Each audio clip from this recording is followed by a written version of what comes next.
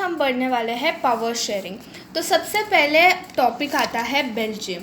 तो बेल्जियम में कंपोजिशन देखते, बेल्जियम में कौन कौन लोग रहते थे। तो जो 59% जो लोग थे वो डच स्पीकिंग वाले लोग थे, और जो 40% लोग थे वो फ्रेंच स्पीक करते थे, और जो 1% थे वो जर्मन स्पीक करते थे। तो बेल्जियम का कैपिटल है ब्रुसेल्स। तो ब्रुसेल्स में 80% जो लोग थे वो फ्रेंच बोलते थे, और 20% जो लोग थे वो डच बोलते थे। अभी आता है कि इन लोग के बीच में जो फ्रेंच स्पीकिंग और डच स्पीकिंग लोगों के बीच में टेंशन क्रिएट होता है। तो क्यों ऐसा टेंशन क्रिएट हुआ फ्रेंच और डच के बीच में, वो हम अभी पढ़ेंगे। The minority French speaking community was relatively rich and powerful. This made Dutch speaking community angry who got the benefit of economic development and education much later. ये जो फ्रेंच स्पीकिंग कम्युनिटी है, ये भले ही ये बहुत ही कम इनका जो लोग माइनॉरिटी में है, लेकिन फिर भी ये बहुत ज़्यादा रिच एंड पावरफुल है। तो ये जो डच स्पीकिंग कम्युनिटी है, इनको जो बेनिफिट था इकोनॉमिक डेवलपमेंट और एजुकेशन वगैरह बहुत लेट मिला एज़ कम्पेयर टू फ्रेंच। तो इन दोनों के बीच में इस बात पर एक टेंशन क्रिएट हो गई। और दूसरा प्रॉब्लम था कि special problem in capital Brussels. Dutch community was in majority in wall country. पूरे कंट्री में डच कम्युनिटी जो थे वो डच स्पीकिंग कम्युनिटी मेजोरिटी में थी, लेकिन जैसे हम कैपिटल में आ जाते हैं उन लोग माइनॉरिटी में हैं। तो ये एक और टेंशन थी। अब ये जो बेल्जियम में ये जो टेंशन को सेटल डाउन करने के लिए क्या क्या स्टेप्स उठाए गए वो देखते हैं। The leaders recognise the regional difference and culture diversity. The constitution was amended 4 times to ensure that different communities can live in same nation.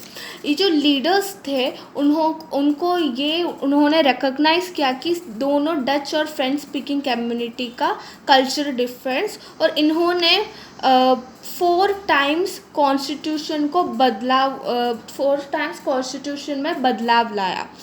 और इसके अलावा the community prescribes that the number of Dutch and French speaking minister shall be equal in number. जो constitution है उसके अंदर Dutch और French speaking members जो है वो इक्वल होना चाहिए, इक्वल नंबर में होना चाहिए। नेक्स्ट है some special law require the support of majority of members from each linguistic group.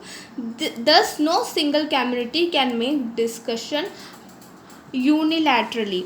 तो जैसे कि मेजोरिटी नहीं तो माइनॉरिटी दोनों एक नंबर में होना चाहिए, डच और फ्रेंच स्पीकिंग लोग। तो ऐसे कोई एक सिंगल डिसीजन कोई सिंगल मेंबर्स नहीं ले सकते। फ्रेंच और डच स्पीकिंग कम्युनिटी एक साथ आके ही ले सकते हैं। Many of the power of central government was given to the state government of 2 region of country।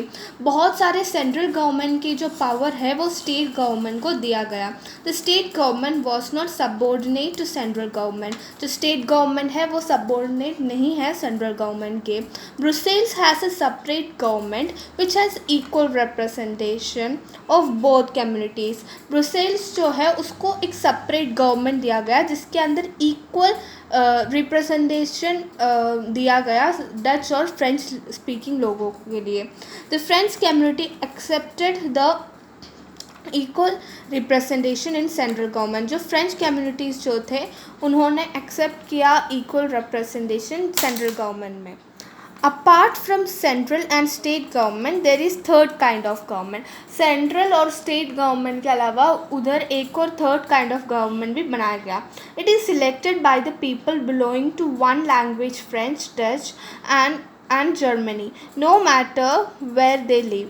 The government has power based on culture, education, language related issue। तो ये जो third kind of government है इसके अंदर जो people जो है वो अभी डच के पीपल सिर्फ डच को ही वोट देंगे, और उनके वो जो कहेंगे सिर्फ वही होगा उस गवर्नमेंट में। So this government has power. ये जो गवर्नमेंट है इनको पावर है based on cultural and education language. Thank you.